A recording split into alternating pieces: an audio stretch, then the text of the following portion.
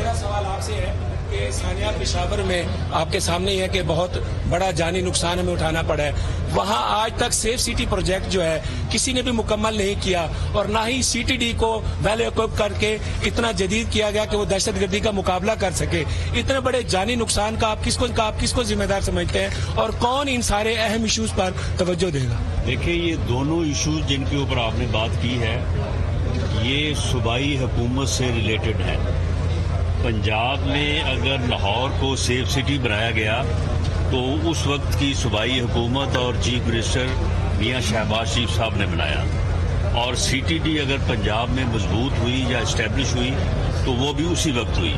تو اب آپ اس کا جواب کہ کون ذمہ دار ہے, آپ کو معلوم ہے کہ پچھلے 10 سال سے وہاں پہ صوبائی حکومت کس کی. دیکھیے, یہ جو واقعہ ہوا ہے 2 دن پہلے خیبر پختونخوا میں, یہ بڑا افسوسناک واقعہ ہے.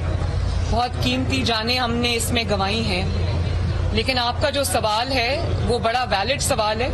اور آپ نے یہ کہا کہ جو میں نے کل بھی اپنی اسپیچ میں یہ کہا تھا کہ کے پی کے میں اس گھڑی چور کی حکومت 10 سال رہی ہے. 10 سال میں آج بھی جو کاؤنٹر ٹیررزم کا آفس ہے وہ ایک جو کرائے کی بلڈنگ ہے اس میں ہے.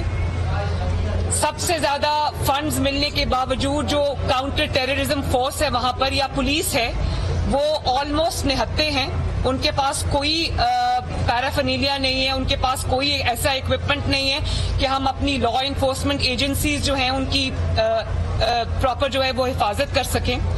اس کے بعد آپ نے جو یہ بات کی کہ آپ یہ دیکھیں کہ جو فورینزک لیب ہے وہ پنجاب کی استعمال کرنی پڑتی ہے. 10 سال ان کی وہاں پر حکومت رہی ہے. تو یہ یہاں سے ہی پتہ چلتا ہے کہ وہ اس کو حکومت کو کن مقاصد کے لیے استعمال کیا جا رہا تھا.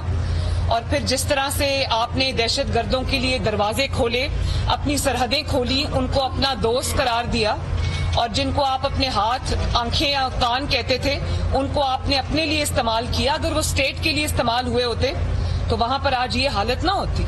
تو یہ جو کمزوری ہے اس کو ماننا پڑے گا. یہ لیپس تھا, یہ بہت بڑی ایک آئی تھنک ایک بہت بڑی کمزوری کے طور پہ سامنے آئی ہے یہ چیز, جس کے نتیجے میں ہمیں آج جو ملک امن کا گہوارہ بن گیا تھا ہم واپس جو ہے وہ یہ اس طرح کے دل دہلا دینے والے واقعات جو ہیں جو ابھی اتنا بڑا سانیہ ہوا ہے.